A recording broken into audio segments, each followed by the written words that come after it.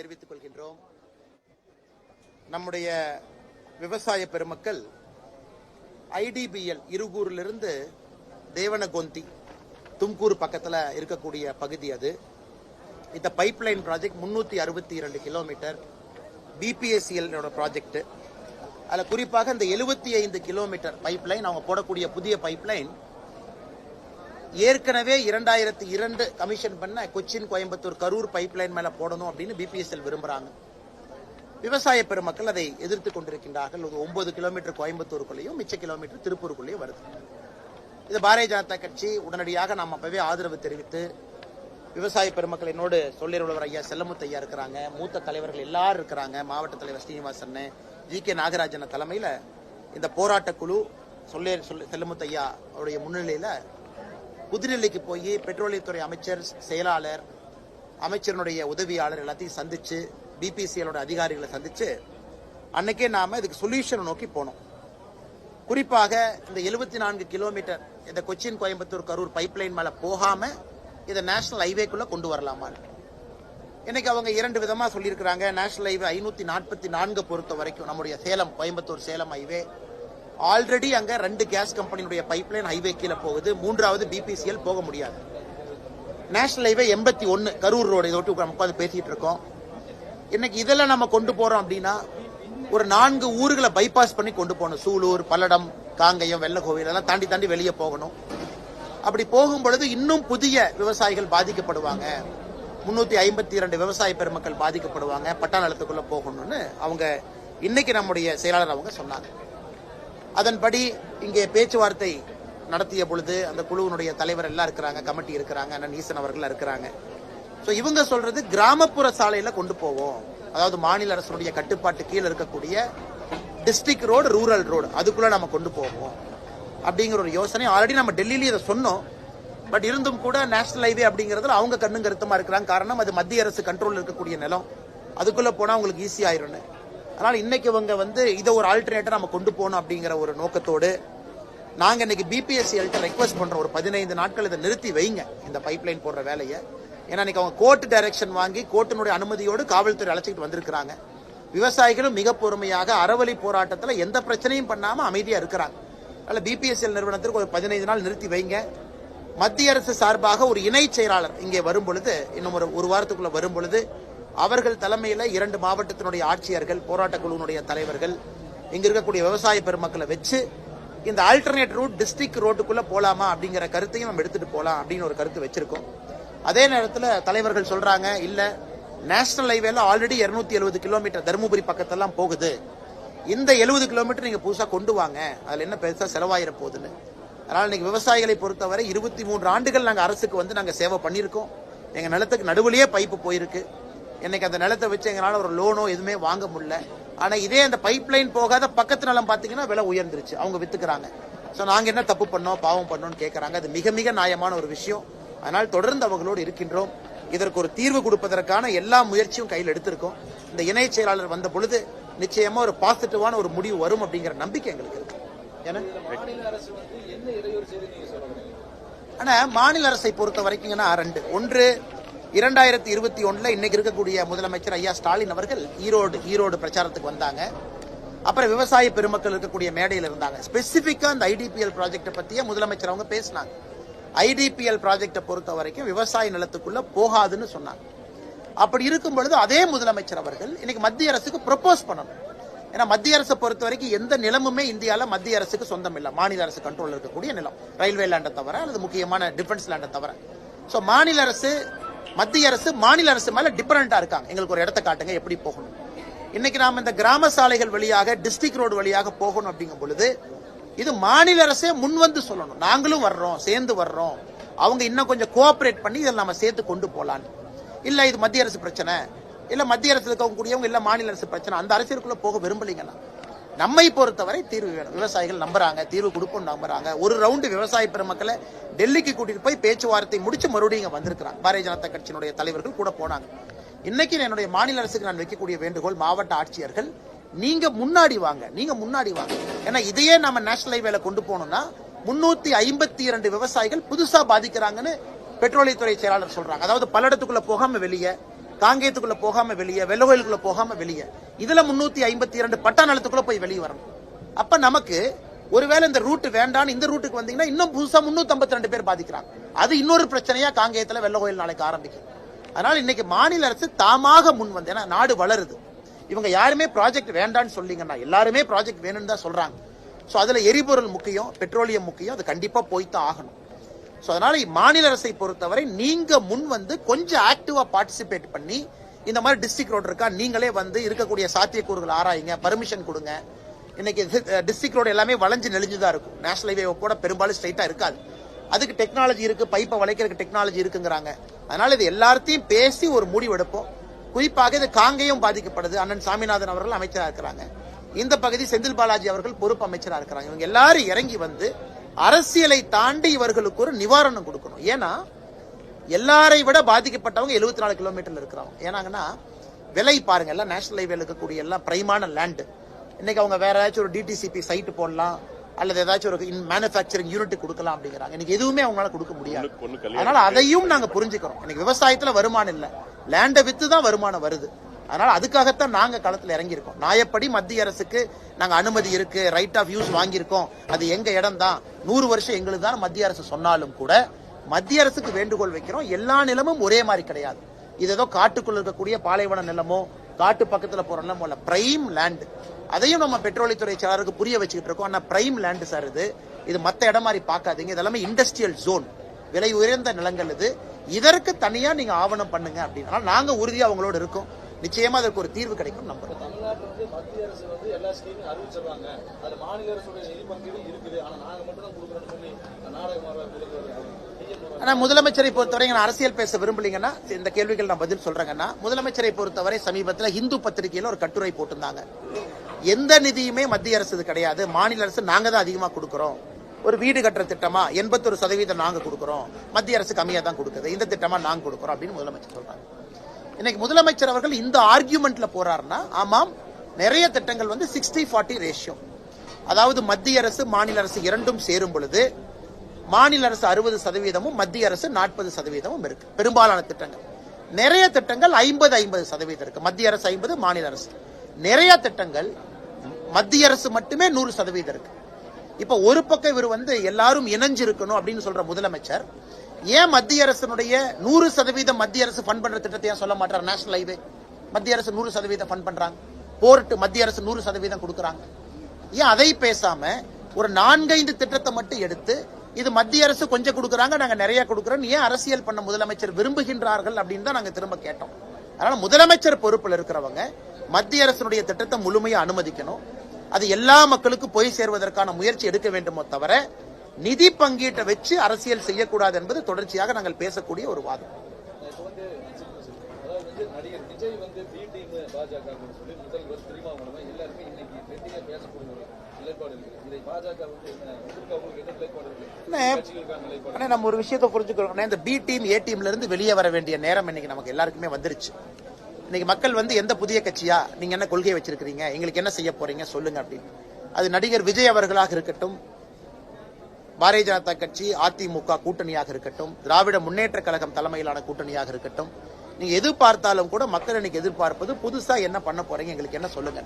அதை நோக்கித்தான் போக வேண்டுமோ தவிர திருமாவளவன் அவர்கள் சொன்னது போல பி டீம் ஏ டீம் மக்களை குழப்புகின்ற வேலையில ஏன் இருக்கணும்? இன்னைக்கு முதலமைச்சர் அவர்கள் 4 வருஷம் ஆச்சு, ரிப்போர்ட் கார்டு கொடுத்தாரா? நாங்க 11 ஆண்டுகள் முடிச்சு ரிப்போர்ட் கார்டு கொடுக்கிறோம். நேற்று வானதி சீனிவாசன் அவர்கள் ஈரோட்ல ரிப்போர்ட் கார்டு கொடுத்தாங்க.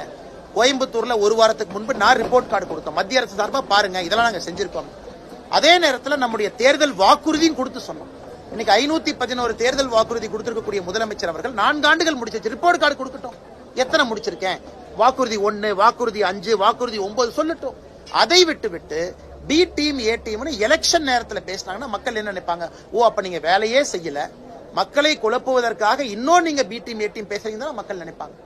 ஆனா ஏன்னா ரொம்ப அரசியல் கேள்விக்குள்ள போலீங்கன்னா நிறைய அரசியல் சாராத தலைவர்கள் நம்மளோட இருக்கிறாங்க. நான் ஒரு அரசியல் கேள்வி எடுத்து ஏதாச்சும் ஒருத்தர் அட்டாக் பண்ணும்போது இவங்களுக்கு அது அன்கம்ஃபர்டபுளா இருக்கும். அதனால இன்னொரு பிரஸ் மீட்ல நம்ம நிறைய கேள்விகள் பேசுவாங்க. எதுங்கண்ணா நிலைப்பாடு முற்றிலும் மாறுபட்ட நிலைப்பாடுங்கண்ணா. ஏற்கனவே பாரதிய ஜனதா கட்சியை பொறுத்தவரை நம்ம கொள்கை உங்களுக்கு தெரியும், டிவிகேவை பொறுத்த வரைக்கும் அவங்க கொள்கை தெரியும், தேர்தல் வர வர வர வர எல்லா கட்சிகளும் இன்னும் தங்களுடைய கொள்கையை தெளிவுபடுத்தத்தான் போறாங்க. அதனால் என்னை பொறுத்தவரை முதலிருந்து நான் சொல்வதுங்கன்னா, ஒரு கூட்டணியும் பொருந்தக்கூடிய கூட்டணி, பொருந்தா கூட்டணி இரண்டையும் நம்ம பார்க்கணும். கொள்கை எதிரி யாருன்னு நம்ம பார்க்கணும். டிவிகேவை பொறுத்த வரைக்கும் எங்களுக்கு மேல பிஜேபி எதிரி, கீழே டிஎம்கே எதிரின்னு சொல்லி அவங்க அரசியல் பண்றாங்க. இதெல்லாம் மக்கள் மன்றத்தில் நம்ம வச்சிருவோம். எந்த கூட்டணியும் இன்னும் முழுமையடையாம இருக்கு. பாட்டாளி மக்கள் கட்சி பேசிட்டு இருக்காங்க, தேமுதிக ஜனவரியில சொல்றோங்கிறாங்க. அதே நேரத்தில் திமுகவுடைய கூட்டணி நிலையா இருக்கா? அங்கேயும் நிலையா இல்ல. திருமாவளவன் சொல்றாங்க, நேத்து பேச வேண்டிய இடத்துல மீசையை முறுக்கி பேசுவாங்கிறாரு. சோ எப்ப பேசுவாரு நாங்களும் காத்திருக்கிறோம். அதனால எந்த கூட்டணியுமே முழுமையாக முடிவடையாத நிலைமையில இன்னும் கொஞ்சம் பொறுமையாக இருப்பதுதான் சரிங்க.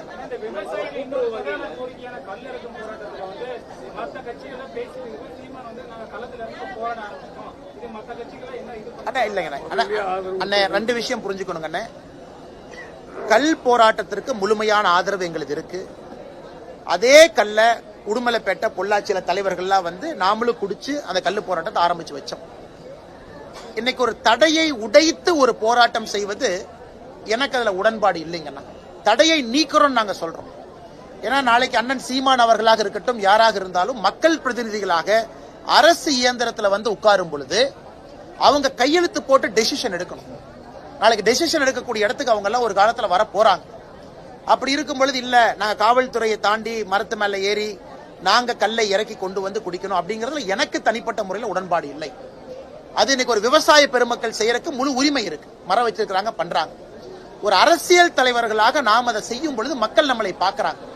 நாளைக்கு உங்க கையில நாங்க ஆட்சி அதிகாரம் கொடுக்கும் பொழுது அந்த ஆட்சி அதிகாரத்தை எப்படி பயன்படுத்த போறீங்க? சில இடத்துல காமா இருக்க வேண்டிய சூழ்நிலை இருக்கு. ஆனால் நாம் முழு ஆதரவு கொடுக்கிறோம். அதுக்கு ஜி.கே. நாகராஜனோ நீங்களோ போய் ஒரு மரத்து மேல ஏறி பானை உடைச்சு காவல்துறையிட்ட சண்டை போட்டு நீங்க ரோட்ல கல்ல குடிப்பீங்களான்னு கேட்டீங்கன்னா நாங்கள் அதை செய்ய போவது இல்லை. சட்டப்படி தடையை தகர்த்து விட்டு களத்துக்கு வர்றோம். ஏன்னா அதுதான் ஒரு அரசியல் கட்சிக்கான அழகு. அதே நேரத்தில் அது சீமான் அண்ணன் ஸ்டைல். நான் சொல்றதுனால சீமான் அவர்கள் நான் கிரிட்டிசைஸ் பண்றேன்னு கிடையாது. அது அவரு ஸ்டைல். முதல்ல இருந்து அவருடைய அரசியல் அந்த ஸ்டைல்ல பண்ணணும்னு விரும்புறாங்க. பாரதிய ஜனதா கட்சி ஒரு பொறுப்பான கட்சி, மத்திய ஆட்சியில் இருக்கும். நாங்க ஒன்றொன்றும் எடுத்தோம் கவிழ்த்தோம்னு பண்ணணும் அப்படின்னாங்கன்னா ஆட்சியில் இருக்கக்கூடிய கட்சிக்கு அழகு இல்லை. அதனால் எங்களுடைய ஆதரவு கல் இறக்கும் போராட்டத்திற்கு இருக்கு. விவசாயிகளுக்கு எங்களுடைய ஆதரவு கல்லின் மீது இருக்கக்கூடிய தடையை நீக்குவதற்கு இருக்கு. அதை சட்டப்படி நீக்கிவிட்டு நாங்க களத்துக்கு வர்றோம். ஆனா நீங்க மரத்த மேல ஏறி பானையை கட்டி இறக்கி கொண்டு குடிப்பீங்களா அப்படிங்கிற கேள்விக்கு விவசாயிகள் இறக்கி கொண்டு வரும் பொழுது குடிக்கிறோம். கேஸ் எங்க மேல போட்டுங்க. காட்சிப்படி நாங்க அதை செய்யும் பொழுது வேறு தரப்பட்ட மக்களும் நாளைக்கு உங்க கையில நாங்க சட்டம் ஒழுங்கு கொடுக்கும் பொழுது அதை சரியா பயன்படுத்துவீங்களா அப்படிங்கிற டவுட் அவங்களுக்கு வரக்கூடாது அப்படிங்கறக்காகத்தான் இந்த விஷயத்தை பொறுத்தவரை எனக்கு சின்ன ஒரு மாற்று கருத்து இருக்கு. அதே நேரத்தில் சீமான் அவர்கள் மீது பெரும் மரியாதை வைத்திருக்கக்கூடிய மனிதன் நான்.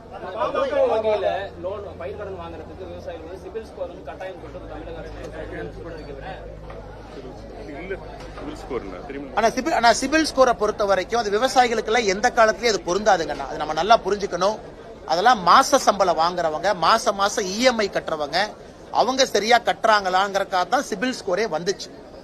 அது விவசாயிகள் போற மாச சம்பளமே வாங்காதவங்க, வருஷத்துக்கு ஒரு அறுவடை பண்ணி ஒரு நேரத்துல பணம் வரும், ஒரு நேரத்துல பணம் வராது, ஆட்டுக்குட்டி ஒரே நேரத்துல விற்க மாட்டாங்க, பக்கத்து தோட்டத்துல கடன் வாங்கி மகசூல் வந்த பிறகு கடனை கட்டுறவங்க, அவங்களுக்கு எந்த காலத்திலயும் சிபில் ஸ்கோர் பொருந்தாது. அது மாநில அரசும் உணர்ந்து அது வேண்டான்னு திரும்ப அது பேக் அடிச்சுட்டாங்க. அதனால சிபில் ஸ்கோர் விவசாயிகளுக்கு யாராச்சும் கொண்டு வரணும்னு நினைச்சாங்கன்னா அது ஒரு மோசமான ஒரு வாதம். அது நிச்சயமா நடைமுறையில் சாத்தியம் இல்லாத வாதம்.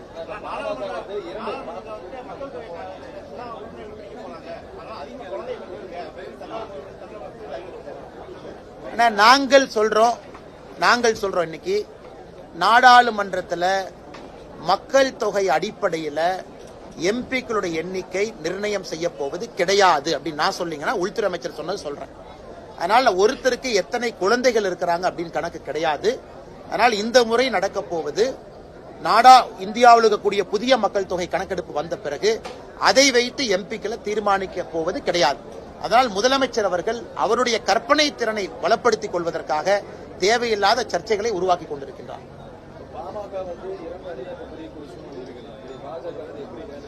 ஒரு அணி தாங்கண்ணா. நேற்று அன்புமணி அண்ணன் பேசினாங்க சென்னையில், நான் பார்த்தேன். அன்புமணி அவர்களை பொறுத்தவரை அவருடைய தந்தையாரின் மீது எப்பொழுதும் மதிப்பு மரியாதையும் வச்சிருக்கிறாங்க. இது ஒரு சின்ன ஒரு இடர்பாடாகத்தான் நான் பார்க்கிறேன். இது ஒரு பெரிய இஷ்யூ கிடையாதுங்கன்னா. ஒரு குடும்பத்தில் இயற்கையா வர்றதுதான். அவர் கட்டி காத்தவர், சமூக போராட்டத்தில் ஈடுபட்டவங்க, அவருக்கு ஒரு விஷன், இளையவர், இவருக்கு ஒரு விஷன். அதனால் இதெல்லாம் மிக வேகமாக இதெல்லாம் தீர்ந்து ஒற்றுமையாக பலமான பாமக களத்திலே வலம் வரும் என்கின்ற நம்பிக்கை எங்களுக்கு இருக்கு. பிரச்சனை வந்து பாஜக கூட்டணி போறதா அடித்தட்டு பிரச்சனைங்கிறதா இன்னைக்கு ஒரு சுச்சுவேஷன். அதெல்லாம் கிடையாதுங்கண்ணா. ராமதாஸ் ஐயாவின் மீது, மருத்துவர் ஐயாவின் மீது, டாக்டர் ஐயாவின் மீது மிகப்பெரிய மரியாதையை பிரதமர் வச்சிருக்கிறாங்க. சேலம் மாநாட்டில் பிரதமர் அவர்கள் கட்டிப்பிடிச்சு சொன்னாங்க, இந்தியாவினுடைய தலை சிறந்த சமூக போராளி அப்படின்னு பிரதமர் அவர்கள் மருத்துவர் ஐயாட்ட சொல்லும் போது பக்கத்தில் நின்றுட்டு இருந்தாங்க. அதைத்தான் அன்புமணி அண்ணா அவங்க நேற்று ஸ்டேஜில் சொன்னாங்க. பிரதமர் அவர்கள் அவ்வளவு பெரிய மரியாதை ஐயாவின் மீது வைத்திருக்கும் போது ஐயாவும் அந்த மரியாதை வச்சிருக்கிறாங்க. அதனால் இதெல்லாம் கட்டுக்கதைகள். நான் பாஜக கூட்டணி இதனால பிரச்சனை என்பது சில விஷம கிருமிகள் ஏற்படுத்தக்கூடிய கட்டுக்கதைகள்.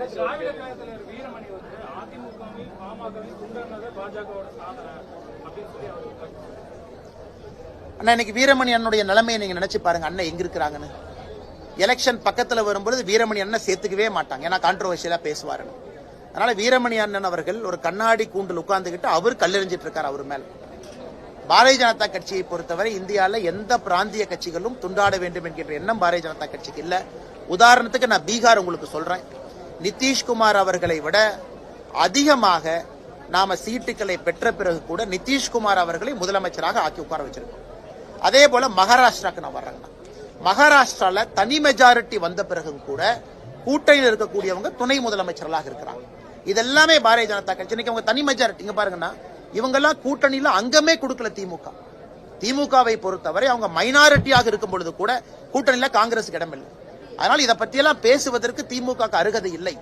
நம்ம தனி மெஜாரிட்டியில மகாராஷ்டிரால வந்தும் துணை முதலமைச்சர்கள் கூட்டணியில் இருக்கிறாங்கன்னா, அதே போல பீகார்ல அதிகப்படியான சீட்டுகள் வந்தும் முதலமைச்சராக நாம இல்ல. அதனால திமுக தயவு செய்து கூட்டணி பாடத்தை நமக்கு எடுக்க வேண்டாம். அது அன்பு அண்ணன் வீரமணி அவர்களுக்கு சொல்லிக்கிறேன். அவருடைய அரசியல் வேறு, எங்க அரசியல் வேறு. வயதுக்கு மரியாதை கொடுக்கணும். அதனால பிதற்றி கொண்டிருக்கின்றார் என்றுதான் சொல்லணும்.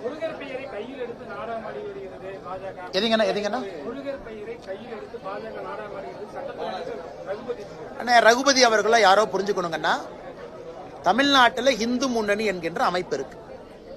அந்த அமைப்பு எப்பொழுதுமே தொடர்ந்து குரல் கொடுத்து கொண்டிருக்கின்றார்கள். ஐயா ராமகோபாலன் அவர்கள் காலத்திலிருந்து மிக மிக ஆக்ரோஷமாக இந்து மக்களுக்கு பேசக்கூடிய ஒரு அமைப்பு.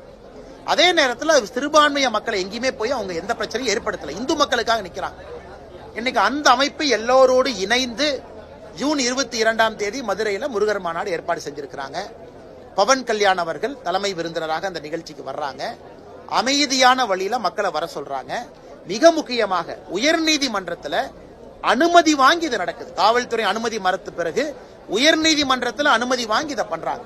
அப்படி இருக்கும் பொழுது யாருக்கு இதனால் பிரச்சனை வருதுங்கன்னா, முருகர் பெயரை எடுத்தவுடன் எதற்காக திராவிட முன்னேற்ற கழகத்தினுடைய தலைவர்கள் பதட்டப்பட வேண்டும்? எதற்காக ரகுபதி அவர்கள் சட்டம் கையில வச்சிருக்கார்? நீதிமன்றம் அனுமதி கொடுத்த பிறகு ரகுபதி அவர்கள் இது போன்று பேசினால் நீதிமன்றத்தை அவமதிக்கிறார் தானே அர்த்தம். கையில சட்டத்துறையை வைத்துக் கொண்டு நீதிமன்ற அனுமதி வழங்கிய பிறகு, ஏன்னா காவல்துறை, தமிழ்நாடு காவல்துறை என்ன சொன்னாங்க, முருகர் மாநாடு நடந்தால் சட்டம் ஒழுங்கு ஏற்படும். நீதிமன்றம் அதற்கு ஒத்துக்கல, பர்மிஷன் கொடுத்துட்டாங்க. அதன் பிறகும் சட்டத்துறை அமைச்சர் பேசுறாங்கன்னா நீதிமன்ற அவமதிப்பாகத்தான் நான் பார்க்கின்றேன். சட்டத்துறை அமைச்சரே இந்த மாதிரி பேசினாங்கன்னா சட்டம் தமிழ்நாட்டில் நிலையா இருக்கும் எப்படி நம்ம நம்புறதுங்கண்ணா? நன்றி அண்ணா.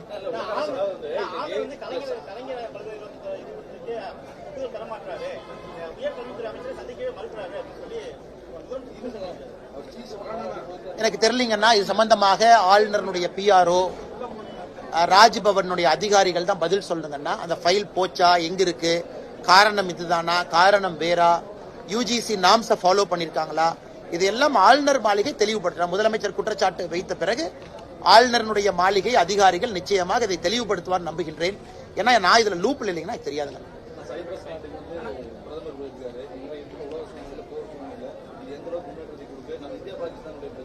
ஆனா பிரதமரை பொறுத்தவரை சைப்ரஸ் நாட்டுக்கு சென்றிருக்கக்கூடிய முதல் இந்திய பிரதமராக பிரதமருடைய வருகை அமைந்திருக்கிறது. சைப்ரஸ் நாட்டினுடைய பிரதமரே முதல் முறையாக விமான நிலையத்துக்கு வந்து வாசலுக்கு வந்து பிரதமரை வரவேற்றாங்க. பிரதமருடைய மிக முக்கியமான பயணம் என்பது G7 மீட்டிங் போறாங்க. கனடாவில் நடக்கக்கூடிய G7 மீட்டிங். இந்தியா G7ல இல்லை என்றாலும் கூட சிறப்பு அழைப்பாளராக இந்தியாவை கூப்பிட்டிருக்கிறாங்க. கனடாவுடைய பிரதமர் கூப்பிட்டிருக்கிறாங்க. இந்த G7 முக்கியத்துவம் வாய்ந்த ஒரு மீட்டிங்கா நான் பாக்குறேங்கன்னா, ஒரு பக்கம் இஸ்ரேல் போர் சூழல் போய் கொண்டிருக்கிறது, ரஷ்யா உக்ரைன் போர் நடந்து கொண்டிருக்கிறது. அமெரிக்காவுக்குள்ள பிரச்சனைகள் எல்லாம் நம்ம பார்க்கிறோம், லாஸ் ஏஞ்சலஸ் எல்லாம். அதனால இன்னைக்கு நம்முடைய பிரதமருடைய வாதம் G7 அமைப்புல மிக முக்கியமா இருக்கும். ஏன்னா நேத்து இந்த SCOங்கிற அமைப்பு இருக்கு, பாகிஸ்தான் அதுல இருக்கிறாங்க. இவங்கெல்லாம் சேர்ந்து அதை வேற மாதிரி மாத்த பாக்குறாங்க, இஸ்லாம் வெர்சஸ் ஜூ அப்படிங்கிற மாதிரி மாத்த பாக்குறாங்க.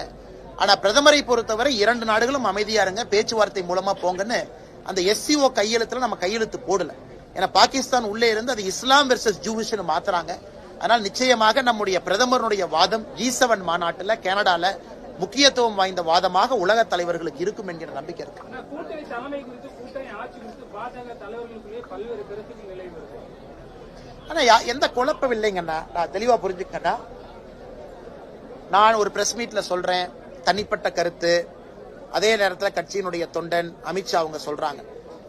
இன்னைக்கு பாட்டாளி மக்கள் கட்சி அவங்க நேத்து ஒன்று சொல்றாங்க, கூட்டணி ஆட்சியில தான் நாங்க PMK இடம் பெறுவோம் அப்படின்னு அவங்க சொல்றாங்க. அன்புமணி ராமதாஸ் அவங்க சொல்றாங்க.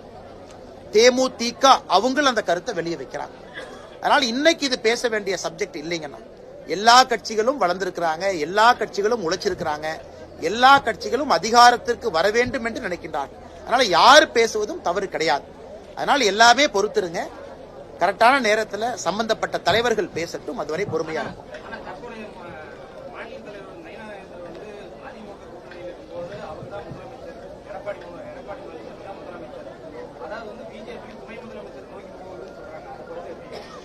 அதுக்குள்ள நான் போக விரும்பலீங்கன்னு. என்ன எலெக்ஷன் சூடு வரல, யாரும் அறிவிக்கல. அதெல்லாம் சரியான நேரத்தில் வரும்பொழுது நம்முடைய தலைவர்கள் அதை அறிவிக்கட்டும், அதுவரை காத்திருப்போம். பத்திரிகை நண்பர்கள் உங்களுடைய நேரத்தை கொடுத்து இவ்வளவு தூரம் வந்திருக்கிறீங்க, நன்றியை தெரிவித்து